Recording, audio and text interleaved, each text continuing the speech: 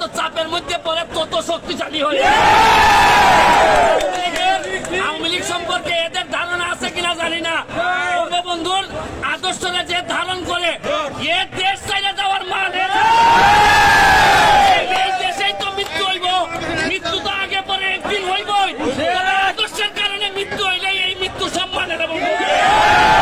আমারে এরা ভাবছে যে আমারে বলে এক সময় বলে যে আপনি প্রধানমন্ত্রী হয়ে যাবেন, প্রেসিডেন্ট হয়ে যাবেন, এইসব বলে আমার লোভ দেখায়।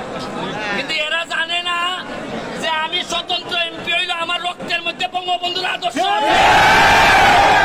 প্রধানমন্ত্রীত্ব আর অমুক অমুকের লোভ বঙ্গবন্ধুরে কেউ দেখাইতে পারে না।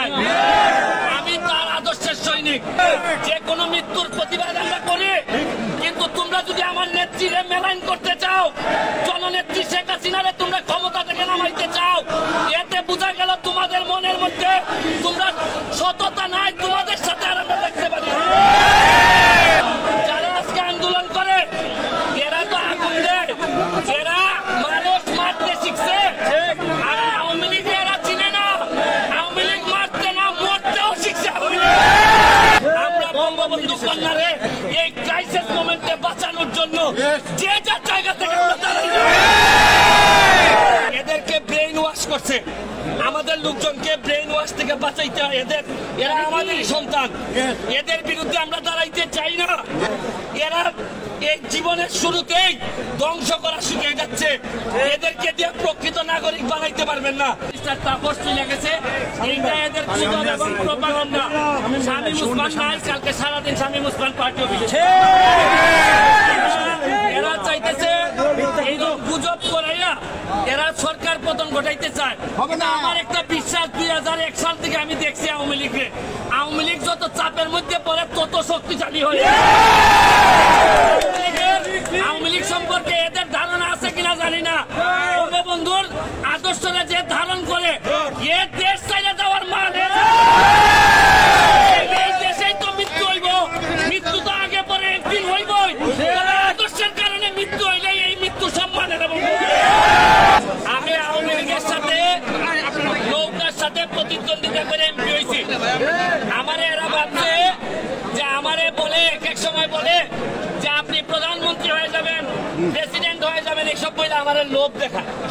কিন্তু এরা জানে না যে আমি স্বতন্ত্র এমপি হইলে আমার রক্তের মধ্যে বঙ্গবন্ধুর আদর্শ। প্রধানমন্ত্রীত্ব আর অমুক অমুকের লোভ বঙ্গবন্ধুরে কেউ দেখাইতে পারে না। আমি তার আদর্শের সৈনিক। আমারে বলছে যে স্বতন্ত্র এমপি হিসাবে আপনার বক্তব্য কি? আমি বলছি তোমাদের দাবি যখন কোটা সংস্কার ছিল তখন 80% আওয়ামী লীগের তোমাদের পক্ষে ছিল। যে কোনো মৃত্যুর প্রতিবাদ আমরা করি, কিন্তু তোমরা যদি আমার নেত্রীরে মেলাইন করতে চাও, জননেত্রী শেখ হাসিনারে তোমরা ক্ষমতা থেকে নামাইতে চাও, এতে বোঝা গেল তোমাদের মনের মধ্যে তোমরা সততা নাই। তোমাদের সাথে আর আমরা দেখতে পারি। যারা আজকে আন্দোলন করে এরা তো আগুন দেয়, এরা মানুষ মারতে শিখছে। আর আওয়ামী লীগ এরা চিনে না, আওয়ামী লীগ মারতে না মরতেও শিখছে। তোমরা তো মারতে শিখছো, আর আওয়ামী লীগ মারতে এবং মরতে দুইটাই শিখছে। আমার বিশ্বাস এখানে যারা আছেন মুরব্বীরা আমার চেয়ে অনেক বেশি প্রজ্ঞা অভিজ্ঞতা রাখেন।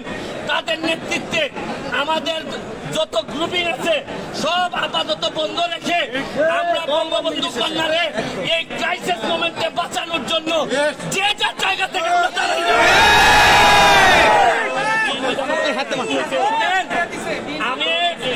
আমি এদেরকে জিজ্ঞেস করছি, তোমরা যে ক্ষমতা নিতে চাও শেখ হাসিনার কাছ থেকে, নিয়ে কারা হবা? তোমরা এমপি মন্ত্রী কারা হবা? তাহলে একটা কাজ করো, তোমরা যারা সমন্বয়ক, তোমরা 100 জন না 150 জন, তোমরা এসব ক্ষমতা নিয়ে যাও। কিন্তু তোমরা তো আসবে না, তোমরা তো এই যোগ্যতা নয়। তোমরা বরং সুন্দর করে নিয়ে জামাতের হাতে দিয়ে দিবা ক্ষমতা। তোমরা ক্ষমতা দিবা না, তোমরা মুক্তিযুদ্ধের আদর্শটা নিয়ে জমা দিয়ে আসবে। এদেরকে ব্রেইন ওয়াশ করছে। আমাদের লোকজনকে ব্রেইন ওয়াশ থেকে বাঁচাই দাঁড়াইতে এরা আমাদেরই সন্তান, এদের বিরুদ্ধে আমরা দাঁড়াইতে চাই না। আমরা বারবার গার্জিয়ানদেরকে বলতে চাই, অযথা এদেরকে রক্তের খেলায় নামায়েন না।